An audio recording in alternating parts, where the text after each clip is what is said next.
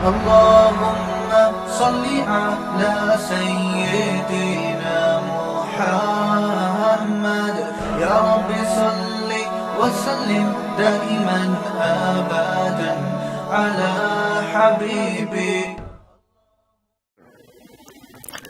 تو اللہ تعالیٰ نے رمضان کے مقاصد میں جو مقصد بیان کیا، کئی بار آپ علماء سے سنتے ہیں لعلکم تتقون، تاکہ تمہارے اندر تقوی پیدا ہو جائے، بریکیں مضبوط ہو جائیں. آپ کو معلوم ہے کہ جب آپ نئی گاڑی خریدتے ہیں بریک شو بہت مضبوط ہوتے ہیں، گاڑی جیسے جیسے پرانی ہوتی ہے بریک شو ڈھیلے ہوتے چلے جاتے ہیں. انسان کے ساتھ بھی ایسا ہی ہے کہ وہ زندگی کی روڈ پہ، زندگی کی سڑک پہ چلتا چلا جا رہا ہے، درمیان میں خواہشات آتی ہیں، اللہ اسے کہتے ہیں کہ بریک لگاؤ، مگر یہ بریک نہیں لگاتا. کہیں اسپیڈ بریکر بھی آئے گا، کہیں کھائی بھی آئے گی، کہیں لکھا ہوگا کہ یہ آبادی ہے ذرا آہستہ چلیں، کہیں پولیس والے کھڑے ہوں گے، وہ خود آپ کا چالان کر دیں گے اگر آپ نے متعین اسپیڈ سے زیادہ بڑھائی. تو عام طور پر جب ہم ڈرائیونگ کرتے ہیں تو وہاں تو بات بات پہ بریک لگا رہے ہوتے ہیں. دنیا میں ایسا کوئی بھی بیوقوف نہیں جو یہ کہے کہ کراچی سے لاہور جاؤ بغیر بریک کے. کبھی آپ نے دیکھا کوئی بغیر کوئی کہہ رہا ہو کہ میں کراچی سے گاڑی میں بیٹھا اور بغیر بریک کے لاہور جا کے میں نے بریک لگائی ہے؟ بتاؤ کوئی دنیا میں ایسا آدمی دیکھا آپ نے؟ ظاہر ہے نہیں ہو سکتا. لیکن عجیب بات ہے کہ جب زندگی کی گاڑی میں ہم بیٹھتے ہیں تو بغیر بریک کے چلتے ہی چلے جاتے. جو اللہ نے کہا کہ جب تم اپنی خواہشات کو پوری کرو تو فلاں فلاں فلاں فلاں خواہش ایسی ہے جو پوری کرنے کی تمہیں اجازت، بولو بھائی، نہیں، وہاں بریک لگانی پڑے گی. مگر ہماری بریکیں فیل، لگاتے چلے جاتے ہیں، کام کرتے چلے جاتے ہیں. تو اللہ تعالیٰ پوری زندگی کی گاڑی ہی روک لیتے ہیں رمضان میں، اور ہمارے بریک شو تبدیل ہوتے ہیں کہ ان کی بریکیں ہو گئی ہیں ڈھیلی. اب ان سے کھانا پینا چھڑوا کے اور ان کی خواہشات پر پابندی لگا کے ان میں نفس کے خلاف مجاہدہ اور ناجائز چیزوں کو دیکھ کر بریک لگانے کی صلاحیت بڑھ جائے. تو یاد رکھیں، جو شخص رمضان اس نیت کے ساتھ گزارے گا کہ میں نے گناہوں سے توبہ کرنی ہے، حقیقی معنوں میں رمضان اسی کو فائدہ پہنچائے گا. جو اس نیت سے رمضان کے روزے نہیں رکھتا تو رمضان کے روزوں کا ثواب تو مل جائے گا مگر مقصد حاصل نہیں ہوگا. اسی کو رسول اللہ صلی اللہ علیہ وسلم نے فرمایا، رب صائم لیس لہم فی الصیام الا الجوع. آپ صلی اللہ علیہ وسلم نے فرمایا بہت سے روزے داروں کو روزے میں بھوک کے علاوہ کچھ بھی حاصل نہیں ہوتا، کیونکہ وہ روزہ رکھ کے بھی غیبت کر رہے ہیں، روزے رکھ کے بھی گناہ کر رہے ہیں، بد نظری بھی چل رہی ہے، سارے الٹے سیدھے کام روزہ رکھ کے ہو رہے ہیں. اور فرمایا بہت سے شب بیدار ایسے ہیں جو راتوں کو عبادت کرتے ہیں، ان کو رات میں کی عبادت میں جاگنے کے سوا کچھ بھی حاصل نہیں ہوتا. راتوں کو کھڑے ہوئے رو رہے ہیں اللہ کے سامنے، خوب گڑ گڑا رہے ہیں، لمبی لمبی نمازیں پڑھ رہے ہیں. صبح ان کی حرکتیں دیکھو تو انسان شرما جائے. معاملات میں بالکل بھی صفائی نہیں ہے، اور بہت سے تو ایسے کرتے ہیں کہ تراویح کی پابندی سے نماز پڑھتے ہیں، صبح فجر گول کر دیتے ہیں. بھائی وہ تو فرض ہے، اس کی اہمیت زیادہ ہے. آپ نے دیکھا ہوگا ختم قرآن کے موقع پر رو رو کے دعائیں ہو رہی ہیں، خوب گڑ گڑا کے لوٹ پوٹ ہو گئے، کلابازیاں کھا رہے ہیں، بہتے چلے جا رہے ہیں. اور عید کے دن فلم دیکھنے کا پہلے سے بولو نا یار پروگرام ہے، خوب رو رو کے ادموئے ہو گئے. جب ذرا سکون کی حالت میں آئے تو میسج بولا ہاں بھائی میری تیاری پوری ہے، دیکھ لے کون سی نہیں آئی ہے مارکیٹ میں. تو روتے رہو، رونے پر گورنمنٹ کی طرف سے کوئی پابندی، رو رو کے ادموئے ہو جاؤ. یہ رونا اللہ کے ہاں قبول نہیں ہے. لوگ کسی کے رونے کو دیکھ کے متاثر ہوتے ہیں, اتنا نیک ہے رو رہا ہے, تو وہی عمل دیکھو, بغیر روئے اچھا عمل کر رہا ہے وہ زیادہ بہتر ہے. جو رو رو کے برے اعمال کر رہا ہے اس کے رونے کی کوئی ویلیو, روتے تو قوال بھی ہیں, مرثیہ نگار بھی ہیں. کوئی گورنمنٹ پہ رونے کی پر گورنمنٹ کی طرف سے کوئی پابندی. ہاں اگر اتنا بھی ہو جائے کہ آپ سے گناہ تو نہیں چھوٹ رہا, لیکن گناہ چھوڑنے کا کم از کم جذبہ پیدا ہو رہا ہے, رونے سے ندامت ہو رہی ہے کہ اللہ چھڑوا دے, تو یہ رونا بھی انشاءاللہ کام آئے گا. فلم دیکھنے کا پروگرام ہے, اللہ معاف فرمائے, لیکن اس پر ندامت ہے اور رو رہا ہے کہ اللہ اس پروگرام کو کینسل کرنے کی توفیق نصیب فرما دے, رو رو کے اللہ سے دعائیں مانگ رہے ہیں, تو بھی some thing is better than nothing. چلو کچھ تو ہے, ندامت تو ہے. تو گناہوں سے بچنا, اپنے اندر یا معاشرے میں تبدیلی لانے کی کوشش کرنا, یہ جذبہ ہی سرے سے ختم. ہر آدمی کہتا ہے کہ مجھے پلیٹ میں رکھ کے حلوہ چاہیے, یعنی ایسا دین چاہیے جو بالکل حلوے جیسا ہو, مجھے نہ قربانی دینی پڑے. اور ادھر ہم جب اللہ کا کلام پڑھتے ہیں تو اللہ کہتے ہیں صرف میرے بن کے رہو گے تو مانوں گا. والذین آمنوا اشد حبا للہ, سب سے زیادہ محبت صرف مجھی سے کرو گے. جہاں میرا حکم آ جائے وہاں کسی کی بولو بھائی نہیں چلے گی, کچھ بھی ہو جائے. ادھر اللہ یہ کہہ رہے ہیں ہم کسی اور راستے کی طرف جا رہے ہیں, اللہ کسی اور راستے کی طرف بلا رہا ہے. یاد رکھو اللہ کا دین وہ ہلکا نہیں ہے, مسئلہ سارا یہ آ گیا ہے. میں نے دیکھا ہے جو لوگ حرام جاب کر رہے ہوتے ہیں ان میں کچھ تو ایسے ہوتے ہیں جو کہتے ہیں بھائی یہ حرام ہی نہیں ہے, وہ تو بڑی بدبختی کی بات ہے. کچھ ایسے ہیں جو کہتے ہیں یار ہمیں پتا ہے حرام ہے, لیکن اصل میں آج کل جاب ملنا آپ کو پتا ہے کتنا ایکچولی مشکل کام ہو گیا ہے, آج کل بہت سارے مسائل ہیں, تو جب تک کوئی اچھی نہیں ملتی ہم یہیں پر یہی کرتے رہیں گے. وہ گناہ کو بہت ہلکا سمجھ رہے ہوتے ہیں, بہت ہلکا سمجھ رہے ہوتے ہیں. ایک بات خوب اچھی طرح سمجھ لیں, رسول اللہ صلی اللہ علیہ وسلم نے ارشاد فرمایا کہ میں تم میں سب سے زیادہ غیرت والا ہوں اور اللہ مجھ سے بھی زیادہ غیرت والا ہے. اور اللہ کی غیرت کو جوش اس وقت آتا ہے جب کوئی بندہ اللہ کے حرام کردہ کاموں میں سے کسی کام کا ارتکاب کرتا ہے. اللہ کو بہت غضب آتا ہے. دنیا میں کوئی حکومت اپنا قانون توڑنے پر اتنی غضبناک نہیں ہوتی جتنا خالق کائنات اپنے قوانین کو ٹوٹتا ہوا دیکھ کر غضبناک ہوتا ہے. جب اللہ کا قانون اس زمین پہ ٹوٹتا ہے, دیکھو آپ پاکستان میں رہتے ہیں, پاکستان کے قانون توڑیں گے حکومت کو غصہ آئے گا, اتنا نہیں. امریکہ میں رہ کے امریکہ کے قانون کو توڑتے ہیں, ان کی حکومت کو غصہ آئے گا, اتنا نہیں. زمین پہ رہ کے اللہ کو قانون کو توڑتے ہیں تو سب سے زیادہ غضب پھر کس کو آتا ہے؟ اللہ کو آتا ہے, اور اس کا حق ہے کہ وہ غضب کرے.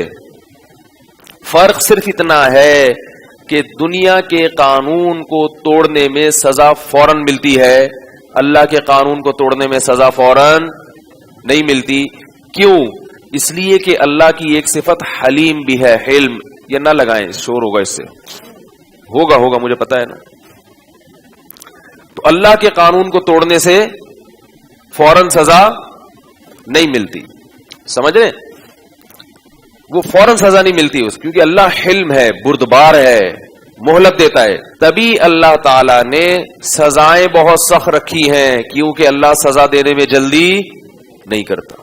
اس لحاظ سے اس نے اپنے بندوں کو ایک سہولت دی ہوئی ہے کہ فوراً نہیں دوں گا, توبہ کا موقع دوں گا.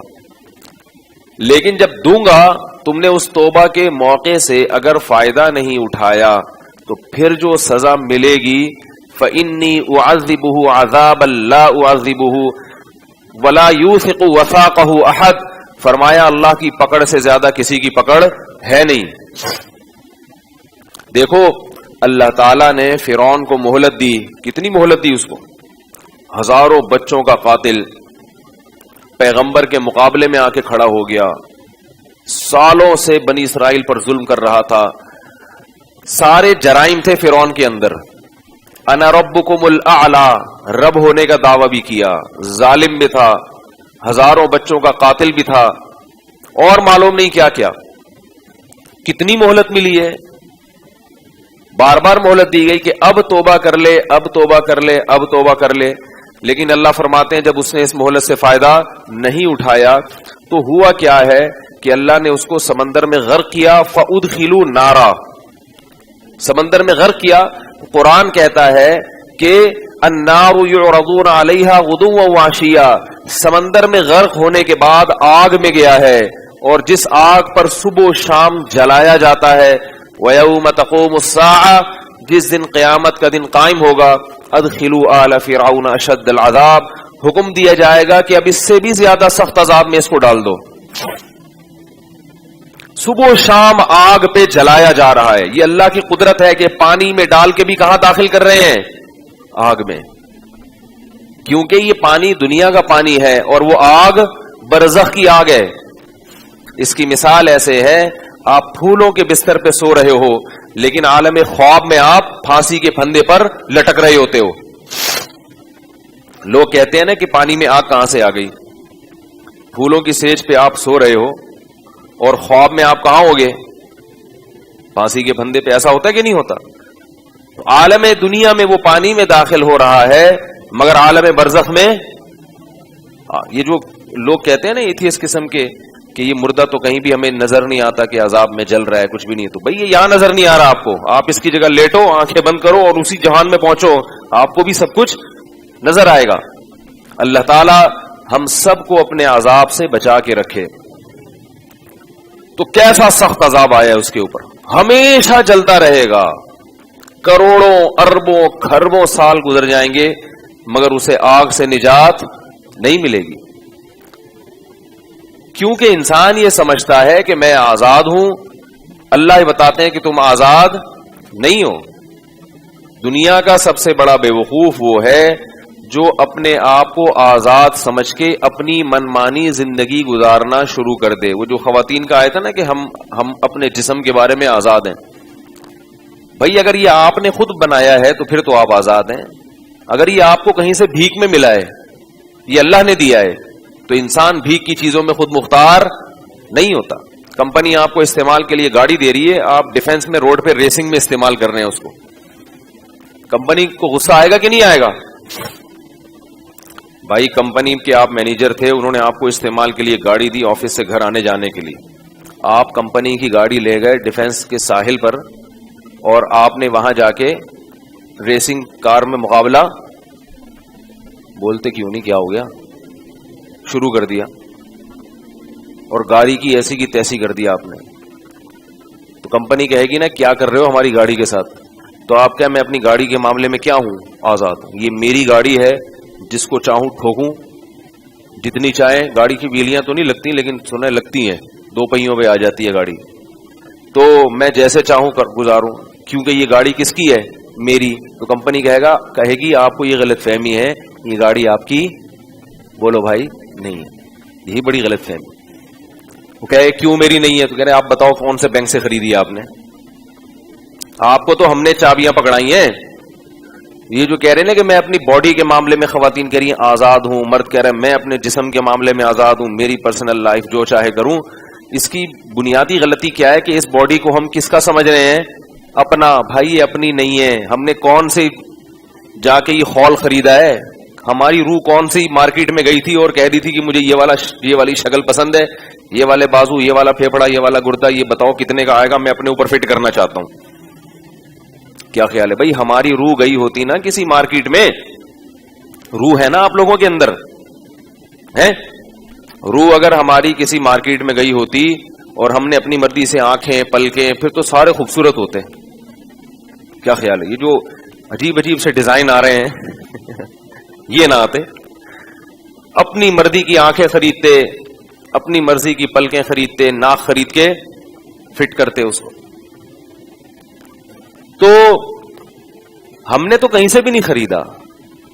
اور پھر اس باڈی کو مینٹین رکھنے کے لیے جو ہمیں فیول چاہیے, وہ فیول بھی ہمارا اپنا نہیں ہے. اللہ ہے جو آسمان سے بارشیں برساتا ہے، اللہ ہے جو زمین سے طرح طرح کی نباتات پیدا کرتا ہے. یہ جو پیسوں کا سسٹم ہے نا، ہم کہتے ہیں یہ تو گندم میں نے اپنے پیسوں سے خریدی ہے، اصل میں اپنے پیسوں سے کچھ بھی نہیں ہے. ہوتا یہ ہے کہ اللہ نے جب چیزیں پیدا کی تو میرے پاس جو تھی، آپ کے پاس انار تھا، یا آپ کے پاس گندم تھی، تو مجھے گندم کی ضرورت تھی اور آپ کو جو کی، تو میں نے کہا یہ جو مجھ سے لے لو اور مجھے گندم دے دو. تو وہ گندم بھی اللہ نے پیدا کی اور یہ جو بھی اللہ نے پیدا کی. نہ میں نے یہ جو اپنے ہاتھوں سے بنائی اور نہ میں نے یہ گندم اپنے ہاتھوں سے بنائی. تو میں جو آپ کو دے رہا ہوں، آپ سے اللہ کی بنائی ہوئی گندم لے رہا ہوں. یہی ہوتے ہوتے پھر نوٹ چھاپنا لوگوں نے شروع کر دیے. کچھ اپنا کچھ بھی نہیں ہے. تو وہ باڈی بھی اللہ کی. فرمایا کہ قرآن مجید میں اللہ نے کہا نا، الذی خلقک فسواک فعدلک، وہ اللہ جس نے تجھے بنایا پھر تیری باڈی کو ایک خاص تناسب سے برابر کیا. فعدلک فی ای صورت ما شاء رکبک، جو شکل دینا چاہی اس نے اپنی مرضی سے تجھے وہ صورت دے دی. تو نہ یہ صورت کو ڈیزائن کرنے میں ہم سے مشورہ لیا گیا، نہ یہ شکل و صورت ہمیں اپنی مرضی سے دی گئی، نہ یہ جسم کا ایک ایک حصہ کوئی بھی ہمیں اپنی مرضی سے دیا گیا. یہ سب بھیک میں ملا ہوا ہے. کس کی طرف سے؟ اللہ کی طرف سے. اور انسان بہت بڑا فنٹر بن کے کہتا ہے کہ یہ جسم کس کا ہے. تبھی یاد رکھو یہ جو اعضاء کی پیوند کاری ہو رہی ہے، اس کو بہت سے علماء ناجائز سمجھتے. مرتے ہوئے وصیت مت کیا کرو کہ میری آنکھیں فلاں کو دے دو، میرے گردے فلاں کو، میرے پھیپڑے فلاں کو دے دو. یہ غلط ہے، جائز نہیں ہے. سمجھ رہے کہ نہیں سمجھ رہے؟ آنکھیں اپنے ساتھ لے کے جائیں، اپنے باڈی کے پارٹس جتنے بھی ہیں وہ سارے اپنے ساتھ قبر میں لے کے جائیں. ان میں آپ کو تصرف کا حق. یہ کوئی اسپیئر پارٹ کی دکان نہیں ہے انسان کہ ناک فلاں کے لگا دینا، کان فلاں کے ٹھوک دینا، اور وہ وسیم بھائی کو میری آنکھیں دے دینا، اور وہ جو ستار بھائی ہیں نا ان کا گھٹنا خراب چل رہا ہے، وہ میرا یہ گھٹنا چانپیں ایسا کرو، چانپیں جو ہے نا وہ وسیم کباڑیے کے لگا دینا. لگتی نہیں ہے یہ چیزیں، چانپیں وہاں پہ نہیں لگتی. ایک مثال دے رہا ہوں کہ اسپیئر پارٹ کی دکان بولو بھائی نہیں ہے. تو اس لیے اپنی باڈی کو، اس لیے علماء کہتے ہیں کہ اگر کوئی نابینا ہو گیا تو پہلے سے کہیں سے اگر کسی کی آنکھ کی پتلی رکھی ہوئی ہے وہ تو ہو گئی نا. بہت سے علماء اس کی گنجائش دیتے ہیں کہ وہ لگائی جا سکتی ہے. سمجھ رہے ہو کہ نہیں سمجھ رہے؟ وہ غیر مسلم یہ کام کر لیتے ہیں. انہوں نے تو کر لیا، وہ تو اپنے ساتھ آنکھیں لے کے گئے نہیں ہیں. تو جو ایک چیز ہو گئی ہے تو وہ ضائع ہونے سے بچنے کے لیے بعض حضرات اس کی گنجائش دیتے ہیں. اسی طرح گردوں کی بھی دیتے ہیں کہ ہے رکھا ہوا تو لگا لو بھائی. تو یہ ابھی میرا ٹاپک نہیں ہے، موضوع نہیں ہے. تو بھائی انسان، یہ پورا جسم کس کی امانت ہے؟ تبھی اس کو ہلاک کرنے کی بھی اجازت نہیں ہے. خودکشی کیوں گناہ ہے کہ آپ اپنی باڈی کو اپنا سمجھ کے جب چاہو مار دو، اس کو قتل کر دو اپنے آپ کو. اس کی اجازت یورپ امریکہ میں ایسا ہوتا ہے، وہاں خبریں آتی ہیں. ابھی ایک بہت بڑا سائنٹسٹ تھا، اس نے سائنٹسٹ تھا یا ریاضی دان تھا، اس نے زہر کا انجیکشن لگوا کے اپنے آپ کو، باقاعدہ وہ گیا ہے کہ میں ابھی مرنے جا رہا ہوں کیونکہ میں بڑھاپے سے تنگ آ گیا ہوں. وہ پڑھ لکھ تو لیتے ہیں نا، مگر ہر چیز سائنس نہیں ہے. لوگ یہ سمجھتے ہیں کہ ہر بات کا حل کس میں اللہ نے رکھا ہے؟ سائنس اور ٹیکنالوجی میں. ایسا نہیں ہے. ہر چیز کا حل سائنس اور ٹیکنالوجی میں میرے بھائی نہیں ہے. جو انسان کی بنیادی ضرورتیں ہیں وہ کبھی بھی چینج، بولتے کیوں نہیں ہو سکتی. روٹی کھاتے ہو کہ نہیں کھاتے؟ سائنس اور ٹیکنالوجی اتنی ترقی کر لے کہ اب روٹی کھانے کی ضرورت نہیں ہے. بھائی 1000 سال پہلے بھی روٹی کھاتے تھے، اب بھی کیا کھاتے ہیں؟ روٹی کھانی پڑے گی کیونکہ باڈی تھوڑی چینج ہو رہی ہے. سائنس اور ٹیکنالوجی کی وجہ سے ہماری باڈی چینج نہیں ہوتی. باڈی وہی ہے جو 10,000 سال پہلے تھی. ٹھیک ہے نا؟ وہی گردے، وہی پھیپڑے، ان کی ریکوائرمنٹ بھی بالکل وہی ہے، وہ چینج نہیں ہو سکتی. تو جیسے ہماری باڈی چینج نہیں ہو سکتی، ان کو اسی طرح پانی بھی چاہیے، دودھ بھی چاہیے، مکھن بھی چاہیے، بلائی بھی چاہیے، کھجورے بھی چاہیے. اب ایسا نہیں ہو سکتا کہ سائنس نے کوئی ایسی مشین ایجاد کر لی ہو کہ اب ہم گیس پہ آ جائیں. یار اب اتنی ترقی ہو گئی. دیکھو گاڑیاں ہو رہا ہے نا، پہلے ڈیزل پہ تھیں، پھر پیٹرول پہ آئیں، اور پھر آہستہ آہستہ اب شمسی توانائی سے بھی گاڑیاں چلنا شروع ہو گئی ہیں. تو گاڑی میں تو ایسا ہو رہا ہے، لیکن انسان میں ایسا نہیں ہو رہا. ورنہ ہم لیڈ لے لیتے. ایک بزرگ ہیں، ان سے ہم لیڈ لے لیتے, ٹھیک ہے نا. تو کھمبے بن جاتے کہ بھائی آپ جائیں چارج کر کے آ جائیں اپنے آپ کو, اب آپ کو روٹی کی ضرورت نہیں ہے, تو لائن لگی ہوئی ہوتی. بھائی ہمارے سائنسدان کو ایسی بیٹری فٹ کر دیتے کہ ہم وہ چارج کرتے 1 گھنٹہ اور سارا دن پھر ہم اس پہ روٹی کی ضرورت نہ رہتی. کتنی سہولت ہو جاتی. اور اگر سولر سسٹم پہ وہ بیٹری چارج ہو جاتی پھر تو مزے ہی مزے. لائن لگی ہوئی ہوتی صبح صبح کھمبوں پہ, اور اس میں یہ ہے کہ جو پہلے نمبر پہ اپنے آپ کو چارج کر رہا ہے نا, تو اسی آدمی سے لیڈ لے لو. یہ والا سسٹم بھی ہوتا نا, ایک آدمی صبح صبح جاتا, وہ 8 گھنٹے کا چارج ہو کے آ جاتا, پھر محلے والے اس سے اپنی اپنی بیٹریاں چارج کروا رہے ہوتے کہ یہ بڑا چارجر ہے, ٹھیک ہے نا, یہ علاقے کے وڈیرے ہیں, یہ بڑے چارجر ہیں. تمام حضرات سے گزارش ہے کہ آدھا 1-1 گھنٹہ ان سے ٹچ رہیں, ٹھیک ہے, ان سے تھوڑا سا کیا رہیں, ٹچ رہیں. تو کچھ بھی نہیں ہوا, ابھی بھی روٹی کھانی پڑتی ہے, پراٹھے کھانے پڑتے ہیں. وہی مرغی انڈا دے گی تو کھاؤ گے, مرغی انڈا نہیں دے گی تو بیٹھے رہو گے صبح سے لے کے شام تک.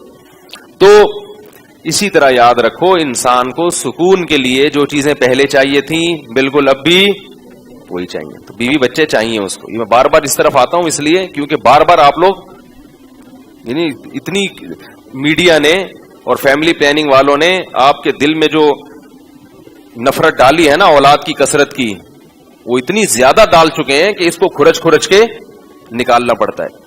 تو وہ لوگ بھی کیا کرتے ہیں کہ فیملی سسٹم تباہ ہو گیا, اب بڑھاپے میں سائنسدان کو بھی کس کے خیال آ رہا ہے کہ یار میں لٹک کے مر جاؤں, اس زندگی سے موت بہتر ہے. کیونکہ ساری زندگی سائنس میں لگا دی, بیوی بچوں کی طرف, بچے پیدا کرنے کی طرف توجہ نہیں دی, بچوں کی تربیت. بچے پیدا ہوئے تو ان کو یہ نہیں سکھایا کہ کوئی خدا سکھائیں, ان کو اللہ رسول سکھائیں تاکہ یہ بڑھاپے میں ہمارا بھی خیال کریں. ان چیزوں سے بالکل نابلد رہے. تو اب بڑھاپے میں تو سائنس ٹیکنالوجی کام نہیں آتی, کیونکہ ایسا کوئی مائی کا لال سائنسدان پیدا نہیں ہوا جو بڑھاپے کو مؤخر کر کے آپ کو جوان کر دے. سمجھ رہے ہو؟ بڑھاپا بہرحال آ کے بولتے کیوں نہیں رہے گا. کسی کا باپ بھی نہیں روک سکتا اس کو, ٹھیک ہے, کچھ بھی ہو جائے. یہ ہوگا کہ آپ کی صحت اچھی ہے, آپ تھوڑا دیر سے بوڑھے ہوں, اس کی کم ہے تو جلدی بوڑھا ہو جائے, ہوں گے ضرور, کچھ بھی کر لو. تو پلاسٹک سرجریاں کرا کے لوگ جوان رکھنے کی کوشش کرتے ہیں, وہ بھی پتہ چل جاتا ہے. تو اللہ تعالی نے, ہاں کیا کہہ رہا تھا میں, تو باتیں ادھر ادھر پہنچ جاتی ہیں یار. میں یہ عرض کر رہا تھا کہ دیکھو بڑھاپے میں وہ کیا کر رہا ہے کہ اب موت کے لیے اپنے آپ کو تیار کر رہے ہیں. ہمارے رشتے دار تھے یورپ میں, وہ کہنے لگے یہاں ایک ڈاکٹر ہے, ان کا نام ہے ڈاکٹر ڈیتھ. ان کا نام کیا ہے؟ ڈاکٹروں کا کام ہوتا ہے مرتوں کو بچانا, ان کا کام ہے بچے ہوئے کو مارنا. جب کوئی اپنی زندگی سے تنگ آ جاتا ہے تو یہ ڈاکٹر اس کے میڈیکل چیک اپ کر کے بتاتے ہیں کہ واقعی اب اس میں شفا کی امید نہیں ہے, یہ بیچارہ پڑا ہوا ہے. تو اس سے اور اس کے جو بھی لواحقین ہوتے ہیں ان سے سگنیچر لیا جاتا ہے کہ ہم اس کو مار رہے ہیں. تو وہ ایسے طریقے سے اس کو تمیز سے کوئی انجیکشن لگاتے ہیں یا کیا کرتے ہیں. میں کہتا ہوں قصائی کے حوالے کرو ایک دم. تو وہ کیا کرتے ہیں, اس کو موت کے گھاٹ اتار دیتے. اسلام میں اس کی اجازت, کتنی ہی تکلیف میں ہو آپ کو مرنے کی اجازت نہیں ہے, کیونکہ وہ تکلیف بھی اللہ کی طرف سے آزمائش کا ایک حصہ ہے. آپ اس میں یہ بکراتیاں پیش کرو کہ ایسی زندگی سے کیا فائدہ جس میں کسی کام کا نہیں, میں تکلیف میں ہوں. نا نا نا نا, آپ کو اللہ نے زندگی دی آخرت کے لیے. اس زندگی کا فائدہ کیا ہے؟ ایگزامینیشن ہال میں ہے, آپ کا پرچہ سخت ہو گیا, اس مصیبت میں صبر کرتے ہو یا واویلا مچاتے ہو. آپ کے لیے بھی آزمائش. اور آپ اگر کسی کے والد ہو یا ماں ہو یا باپ ہو, دادا ہو یا دادی ہو, تو آپ کی اولاد کے لیے بھی کیا یہ آزمائش ہے کہ وہ تنگ آ کے مرنے کی دعائیں تو نہیں کر رہے, یا وہ صبر و تحمل کے ساتھ آپ کی خدمت کر رہے ہیں. ان کی بھی آزمائش ہے. اس لیے اپنے آپ کو قتل کرنے کی اجازت. مشہور واقعہ ہے نا, ایک شخص میدان جنگ میں زخمی ہوا, بڑی بہادری سے لڑا. صحابہ کو بڑا تعجب ہوا. صحابہ نے عرض کیا کہ یہ تو بڑی بہادری سے لڑے تو گویا جنتی ہیں. آپ صلی اللہ علیہ وسلم نے فرمایا فی النار, یہ کہاں جائے گا؟ جہنم میں. صحابی کہتے ہیں میں پیچھے ہو گیا اس شخص کے, میں نے کہا دیکھوں یہ کون سا عمل کرتے ہیں, تو جنگ میں بڑی بہادری سے لڑے ہیں, تو یہ کیسے یعنی جہنم میں جائیں گے؟ تو کہتے ہیں میں ان کے قریب گیا تو دیکھا وہ زخموں سے چور تھے, شدید تکلیف میں. تو تکلیف ان سے برداشت نہیں ہوئی اور انہوں نے اپنی شہرک کاٹ ڈالی کہ بھئی میں اپنے آپ کو موت کے گھاٹ اتار دوں. تو اتنی شدید تکلیف میں بھی آپ اپنے آپ کو قتل, جب آپ زخموں سے چور ہوں اور چیخ رہے ہوں اس وقت اپنے آپ کو قتل نہیں کر سکتے, تو آپ کی شادی کہیں اور ہونی تھی, ہوئی کہیں اور, اس پہ آپ اپنے آپ کو کیسے قتل کر سکتے ہو؟ میں اس لیے کہہ رہا ہوں کہ لڑکے مار دیتے ہیں اپنے آپ کو, لڑکیاں قتل کر دیتی ہیں کہ سیٹنگ وہاں چل رہی تھی, ابا نے رشتہ کہیں اور جوڑ دیا, لٹک گئے محبوب کی یاد میں. یہ ثابت کرنے کے لیے کہ ہمیں تم سے سچی محبت تھی, اور جس سے سچی محبت تھی وہ کم بخت لٹکتا نہیں ہے. وہ کہتا ہائے یہ کیا ہوا, اس کے بعد وہ پھر اور کہیں سیٹنگ پہ بولو بھائی لگ جاتا. یہ سچی محبت تھی. اور اگر وہ لٹک جاتا تو وہ بھی بہت بڑا بیوقوف تھا. پھر کہیں ایسا نہ ہو کہ آپ کہیں نہیں مجھے چونکہ سچی محبت ہے لہذا وہ لٹک گئی تو میں بھی لٹکوں گا.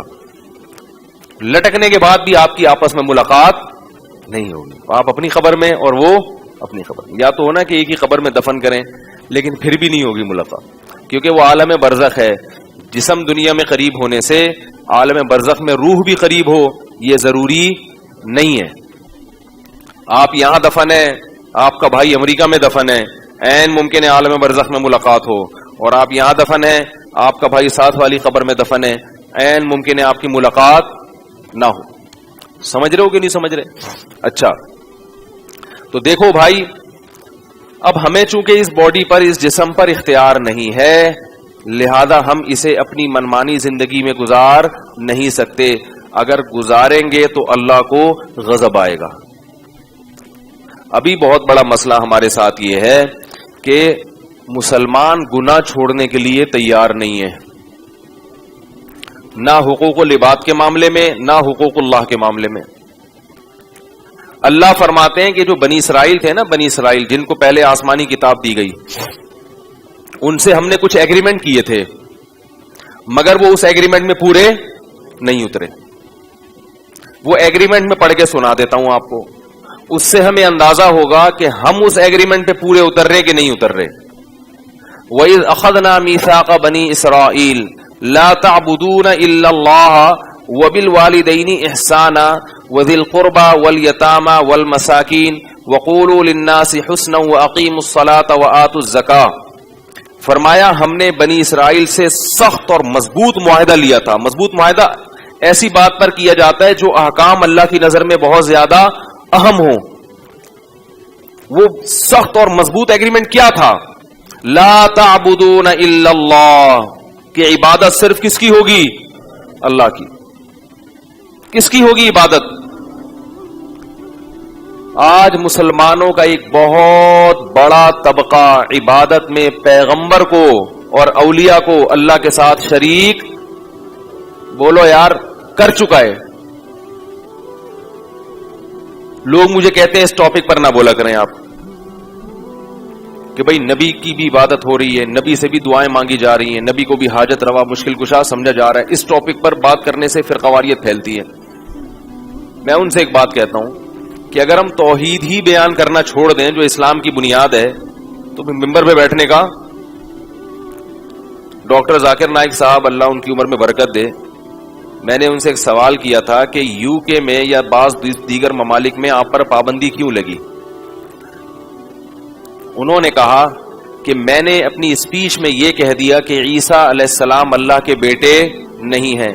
تو کیس میرے خلاف جو بنا وہ یہ کہ عیسائیوں کے جذبات مجروح ہو رہے ہیں. اس سے کیا ہو رہا ہے؟ بولتے یار کہ آپ, عیسائیوں کے جذبات مجروح ہو رہے ہیں. تو پھر وہ کہنے لگے کہ میں نے سوچا کہ اگر میں یہ بیسک بھی اسلام کی بیان نہیں کروں گا, یعنی یہ تو اسلام کی بیسک ہے نا کہ لم یلد ولم یولد, نہ اللہ نے کسی کو جنا نہ وہ کسی سے جنا گیا, اس کی کوئی اولاد نہیں ہے, وہ یکتا ہے. یہی تو پورا قرآن بیان کر رہا ہے. اگر میں یہ مسئلہ بھی قرآن کا بیان نہیں کر سکتا تو پابندی ہٹنے کا فائدہ کیا بیان کروں گا؟ بھائی جب بھی آپ حق بات کریں گے تو ظاہر ہے کسی نہ کسی کو تو اس سے کچھ نہ کچھ تو تکلیف ہوگی نا, کسی نہ کسی کو. تو اس میں یہ دیکھا جاتا ہے کہ اس حق کی نوعیت کیا ہے. اگر یہ بہت اہم مسئلہ ہے تو بیان کرو, اہم مسئلہ نہیں ہے تو اسے کسی دوسرے وقت کے لیے رکھ دو. بھائی کیا خیال ہے؟ بھائی بہت اہم ہے تو ٹھیک ہے, نہیں ہے تو پہلے اہم مسئلے حل ہو جائیں پھر اس طرف آئیں گے. لیکن اگر وہ اسلام کی بنیاد ہے اس کو تو بیان بہرحال. اب اگر میں ختم نبوت کا عقیدہ بیان کروں اور قادیانیوں کو اس سے تکلیف ہوتی ہے, ان کے جذبات مجروح ہوتے ہیں, بھائی ہونے دو. کیونکہ اگر آپ ختم نبوت کے معاملے میں لچک دکھائیں گے اس کا مطلب تو آپ کا پورا مذہب کا ستیہ ناس ہو گیا. پھر یہ تو آپ نے اپنی شریعت کو مان لیا کہ یہ منسوخ ہو سکتی ہے, تو محمد صلی اللہ علیہ وسلم کے ساتھ شرکت ہو گئی ہے. تو اسی طرح یاد رکھو ختم نبوت سے بھی زیادہ اہم مسئلہ اللہ کی توحید کا ہے, کیونکہ نبوت کا بنیادی مقصد اللہ کو ایک ہونا ثابت کرنا. انبیاء کا تو مقصد ہی ہوتا ہے. تو جیسے ختم نبوت پہ ڈاکہ برداشت نہیں ہوگا ایسے ہی اللہ کی توحید پہ بھی ڈاکہ برداشت نہیں ہوگا, بلکہ یہ اس سے بھی بڑا جرم ہے. بھائی جیسے نبوت میں شرکت کسی جھوٹے نبی کی یہ بہت بڑا جرم ہے, اسی طرح اللہ کی الوہیت میں شرکت یہ بھی بہت بڑا جرم ہے, اور یہ پہلے جرم سے بھی زیادہ بڑا جرم ہے. نہیں آ رہی میرا خیال ہے بس. تو یاد رکھو, خوب کان کھول کے سمجھ لو, یہ جو ہم اللہ سے قرآن میں کہتے ہیں ایاک نعبد, اے اللہ ہم صرف تیری عبادت کرتے ہیں, اس عبادت کا مطلب کیا ہے؟ لوگ کہتے ہیں کہ ہم محمد صلی اللہ علیہ وسلم کی عبادت تھوڑی کر رہے ہیں, ہم کوئی ان کی قبر کی طرف رخ کر کے نماز تھوڑی پڑھ رہے ہیں. اللہ نے بتا دیا کہ عبادت کا جو ایک بہت بڑا فرد ہے وہ ہے غیر اللہ کو مدد کے لیے پکارنا, غیر اللہ سے اسباب سے ہٹ کے مدد مانگنا. اسی لیے اگلا ایگریمنٹ کیا کروایا, ایاک نستعین, مدد صرف تجھ ہی سے طلب کرتے ہیں. نہیں آ رہی بات؟ پولیس سے مدد مانگنا یا کسی سے پانی کی مدد مانگنا کہ آپ مجھے پانی پلا دو, یہ مدد اور قسم کی ہے. اور یہ جو مدد صرف اللہ سے مانگی جاتی ہے وہ مدد بولو بھائی الگ قسم کی ہے. اگر کوئی کہے کہ نبی سے ہر قسم کی مدد مانگی جا سکتی ہے تو اس سے بولو پھر ایاک نستعین کا مطلب کیا ہے کہ اللہ ہم صرف تجھی سے مدد مانگتے ہیں, اس کا مطلب کیا ہے؟ پھر صرف کا مطلب تو صرف اللہ ہے نا یار. بھائی صرف انگلش میں صرف کسے کہتے ہیں؟ اونلی. اونلی کا مطلب کیا؟ اس کے ساتھ کوئی شریک نہیں ہے. آپ کہہ سکتے ہیں کہ وہ ہم اللہ سے مدد مانگتے ہیں اللہ سے, لیکن نبی سے جو ہم مدد مانگ رہے ہیں وہ اس لیے کہ اللہ نے آپ کو اختیار دیا ہے. اللہ یہاں ہر قسم کی مدد کی بولو بھائی. اللہ کہہ رہے ہم جب تم سے ایگریمنٹ لوں گا کہ تم جب مدد مانگو گے تو کس سے مانگو گے؟ صرف مجھ سے. اختیارات صرف اور صرف کس کے پاس ہیں؟ میرے پاس ہیں. یاد رکھو اگر اللہ کے سوا کسی سے اسباب سے ہٹ کے مدد مانگی, اپنی جانوں پہ رحم کھاؤ, ترس کھاؤ, فرقواریت مت کرو. دیوبندی بریلوی ایسے ایسے وہ آنے لگتے ہیں میرے خلاف نا کمنٹس کے, وہابی ہے اور یہ فلانے فرقے کا, یہ اپنے فرقواریت پھیلا رہا ہے. تانے دیتے رہو, جہنم کی آگ میں لٹکے ہوئے ہوگے. اگر شرک قابل معافی ہوتا تو اللہ سب سے پہلے محمد صلی اللہ علیہ وسلم کے چچا ابو طالب کو اور آپ کے دادا عبد المطلب کو جہنم کی آگ سے بچاتا. ابراہیم علیہ السلام کے والد کو اللہ جہنم کی آگ سے بچاتا. شرک قابل معافی بولو بھائی نہیں ہے. آپ یوٹیوب پہ میرے خلاف کمنٹ سینکڑوں کر دیں, خدا کی قسم قیامت میں رو رہے ہوگے کہ مولوی صحیح کہہ رہا تھا, کاش ہم اس کی بات پر عمل کر لیتے. اور یہ میری بات نہیں ہے, میں کون ہوتا ہوں, یہ اللہ رسول کی بات ہے, یہ تو اجماعی عقیدہ ہے. حاجات میں اور پریشانیوں میں کس کو پکارا جائے گا؟ اللہ کو پکارا جائے گا.